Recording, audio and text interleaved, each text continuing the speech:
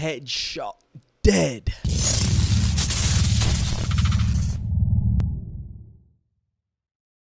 Hey, what's up and welcome to another video on the channel, man. UFC 286 just happened. Usman versus Edwards 3. And man, was it an amazing card. I mean, just starting off, I want to quickly cover the prelims because the prelims were absolutely insane. Like, especially this first fight with Mokaev versus Filio.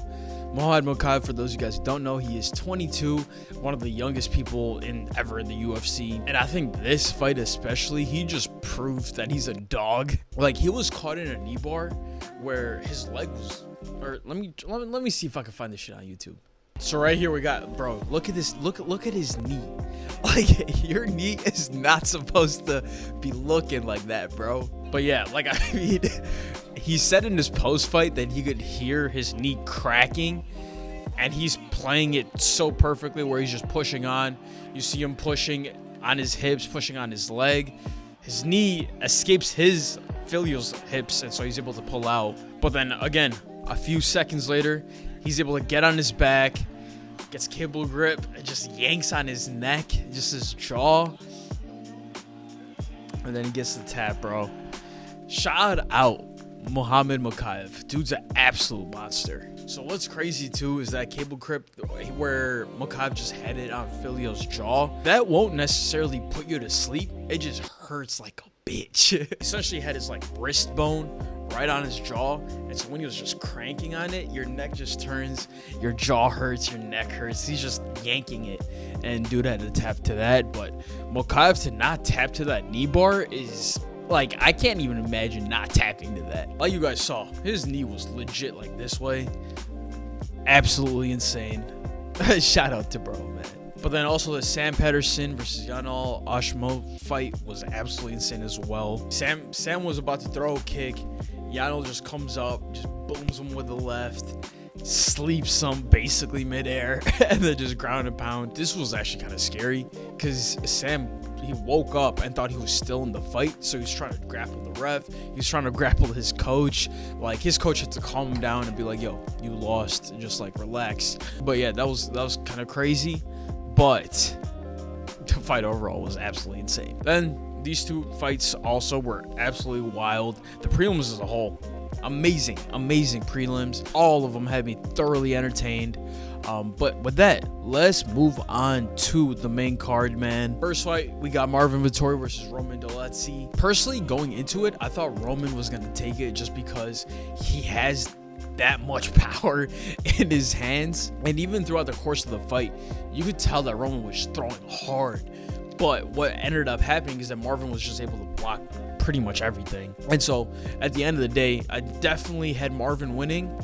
But one of the judges was super goofy. One of the judges gave Marvin Vettori a 30-27, which basically means that he thought that Marvin just blew this dude out the water, when in reality it was a super close fight. Even going into it, I thought it would be an amazing fight. It lived up to its name. You can tell the improvement that Marvin's made by going to Thailand. He's clearly been working on his kicks.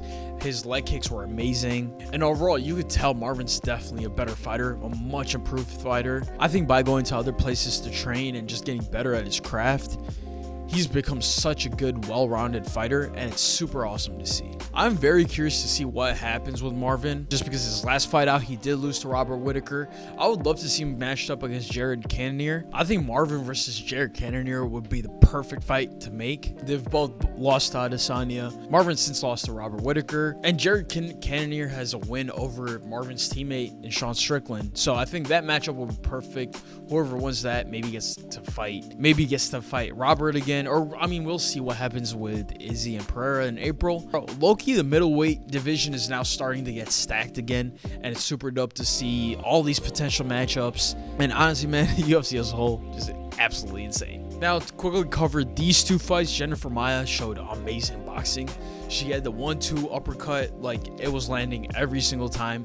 I personally thought that Casey O'Neill would win, and Maia just absolutely surprised me with her boxing. It was super dope to see. It was super technical, super clean. But yeah, with that, Gunnar Nelson versus Brian Barberena. Gunnar, like, the second Gunnar took him down, you could kind of tell that it was about to be over. Like Gunnar was setting up the straight arm lock, Kimura, Americana, all that stuff. And then eventually he had a beautiful scramble, was able to get the armbar finish. It was super clinical, super dope to watch. And then moving on, this co-main was everything I thought it would be and then some. It was literally two strikers going at it.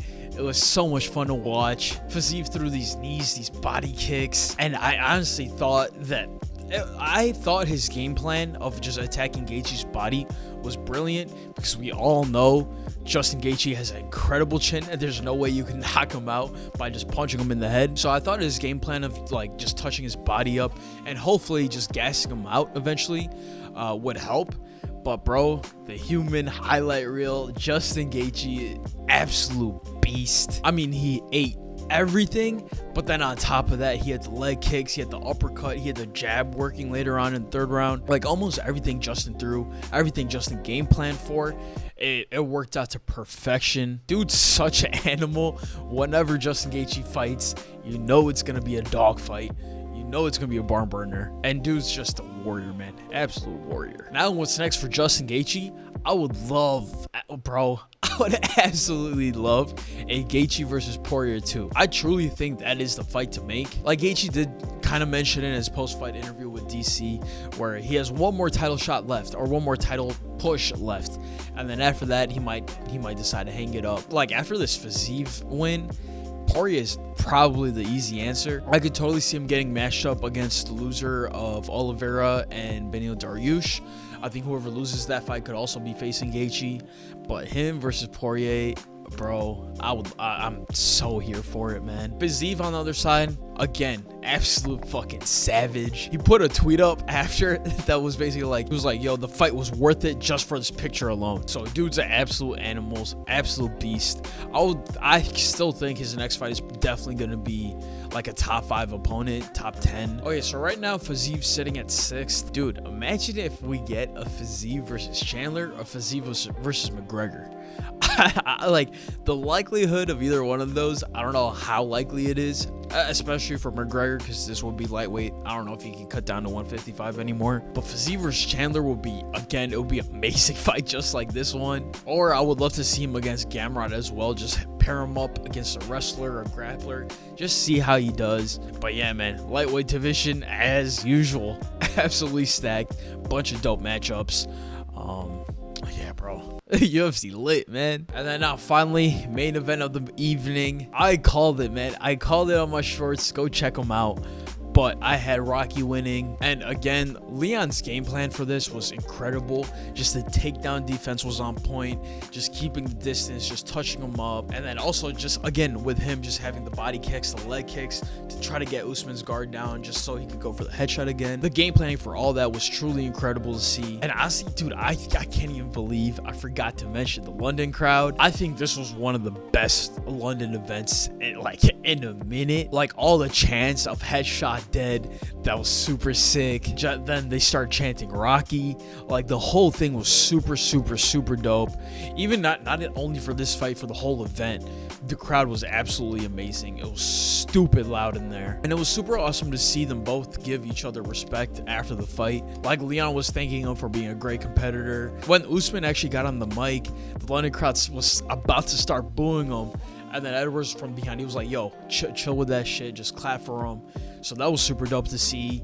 And then Usman just telling the London crowd that they have a dope champ in Leon Edwards. I think that was a great show of respect. One of the reasons why I love the sport so much. But it was super cool to see, man. Now, what's next with these two?